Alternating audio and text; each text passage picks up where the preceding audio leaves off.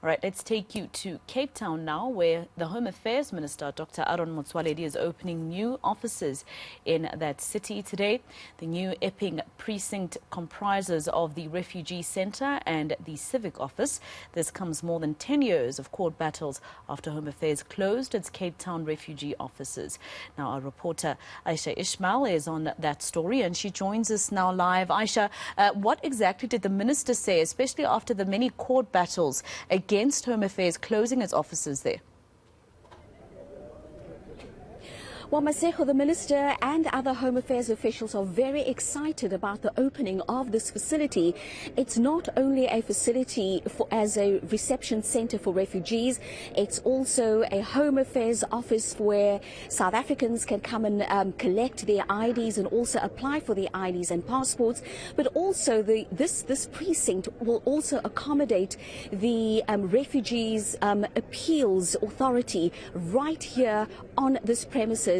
Ample parking for people to come here, but I'm now joined by the Minister of Home Affairs. Minister, you seemed very excited earlier when you launched the facility, saying that it is a state-of-the-art facility.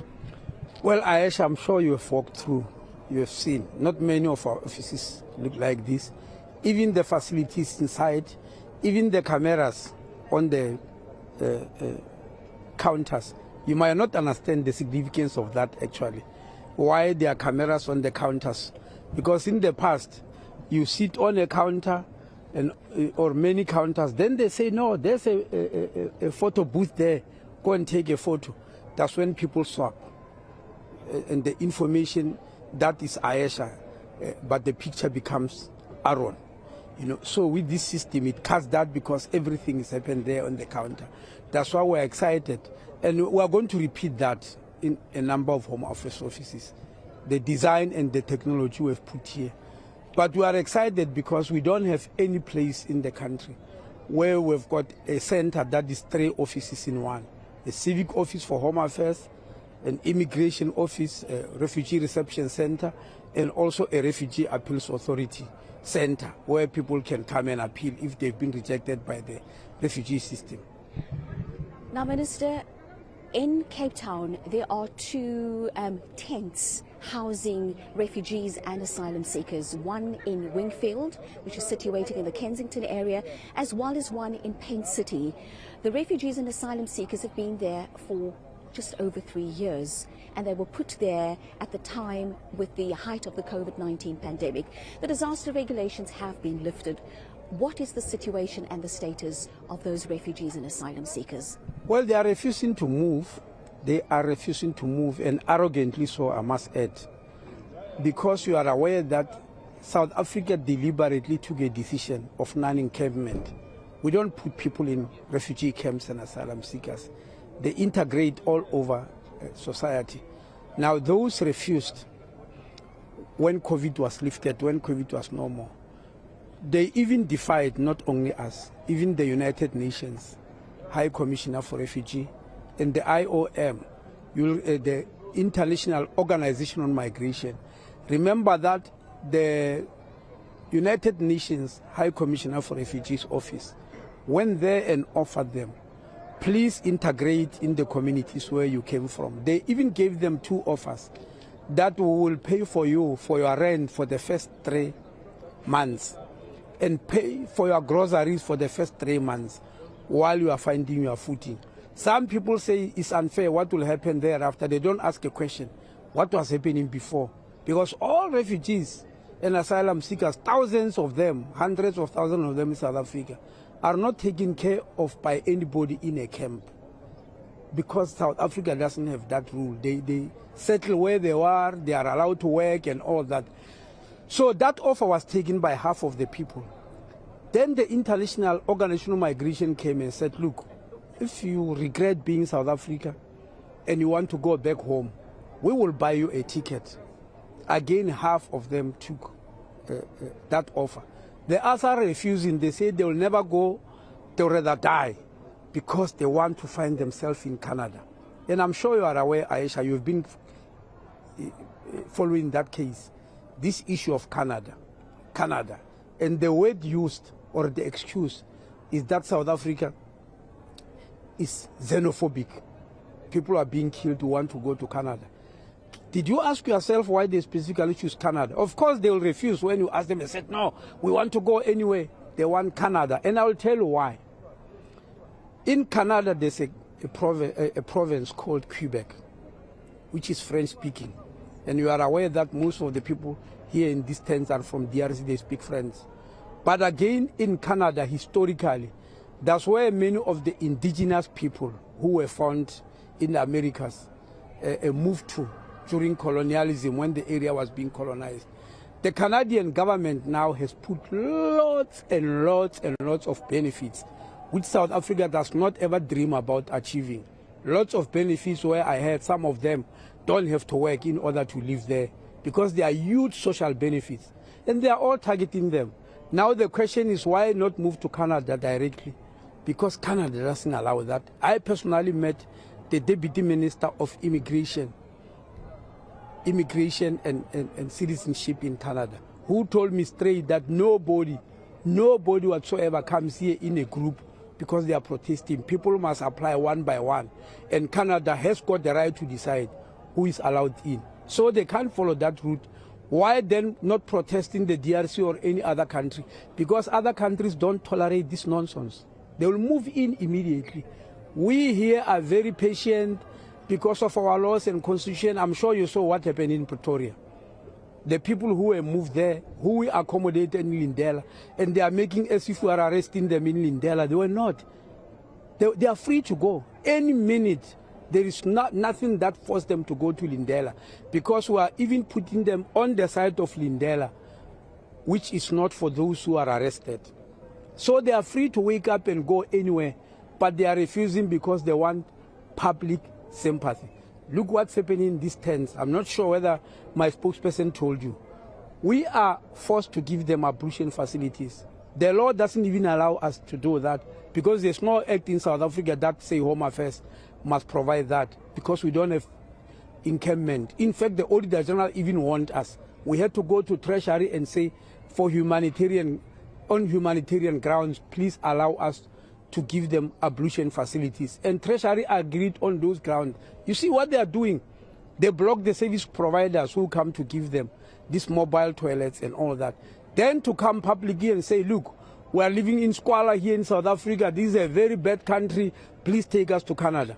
So this issue of a move to Canada, despite the United Nations explaining. Now, the United Nations moved out and said we have done our part and left us.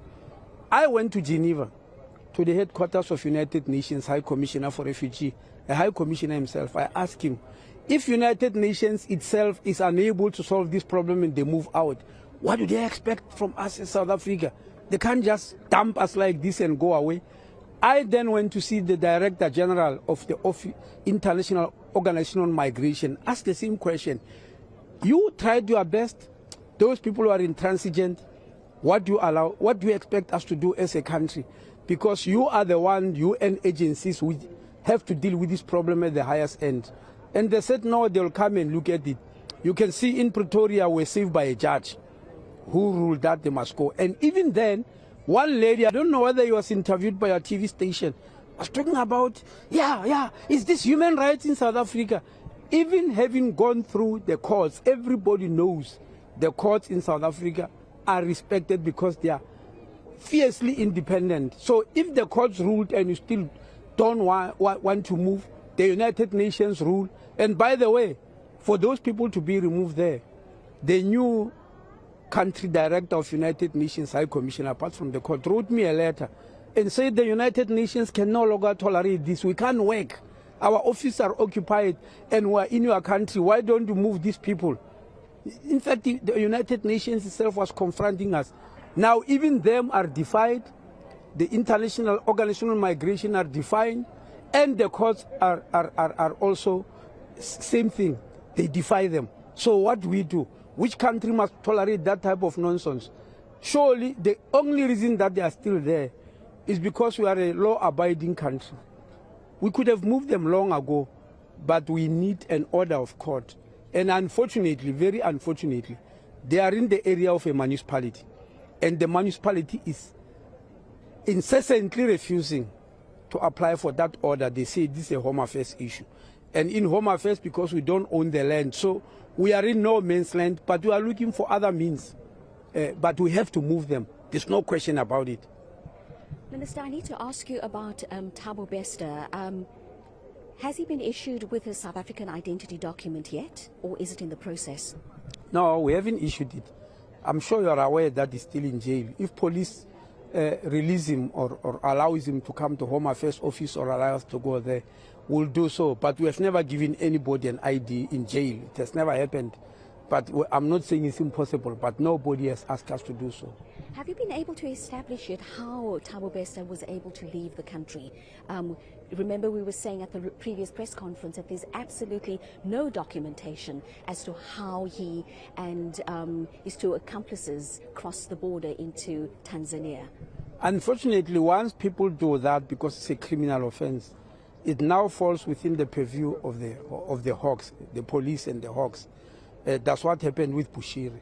And usually when they investigate, in the case of Bushiri, and I suspect this is going to be the same, they told us straight that they will never tell us, because it's part of their docket which must appear in front of a judge, that nobody stands up and call a press conference and talk about what they are going to say in court until it appears there, because they say it's part of their charges.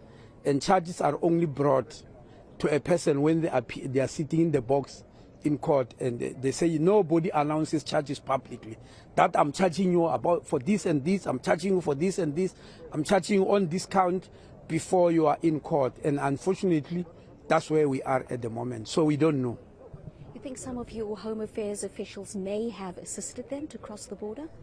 Yeah, of course. There are only two ways they could have done so, even Bushiri.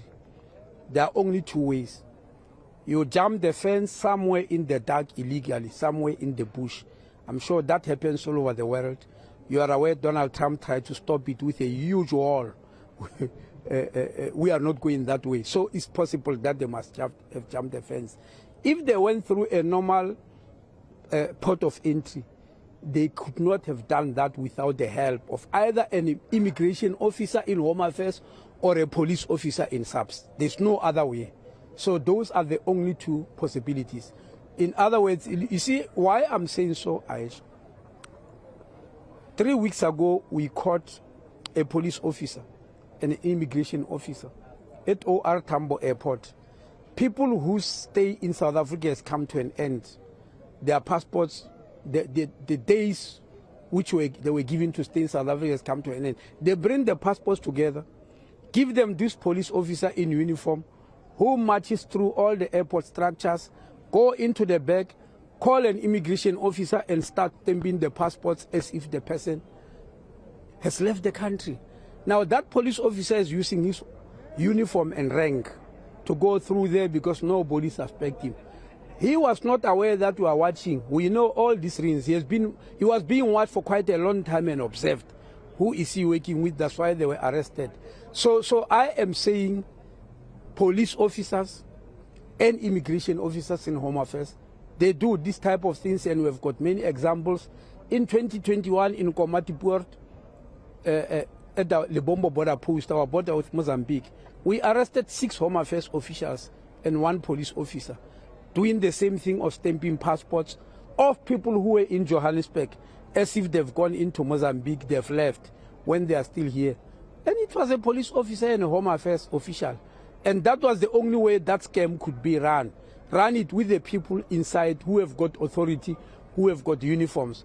But now that we are watching them, we are arresting lots of them and starting to fire those who are in Home Affairs. So I don't see any other way on earth in which Bester could have left the country except jumping through the fences, the very fences we used to use when we were going to exile to fight apartheid, or having a highly ranked Home Affairs official or a police officer in uniform who helped them to cross illegally. Thank you so much for your time, sir. And that was the Minister of Home Affairs, Dr. Motsoaledi.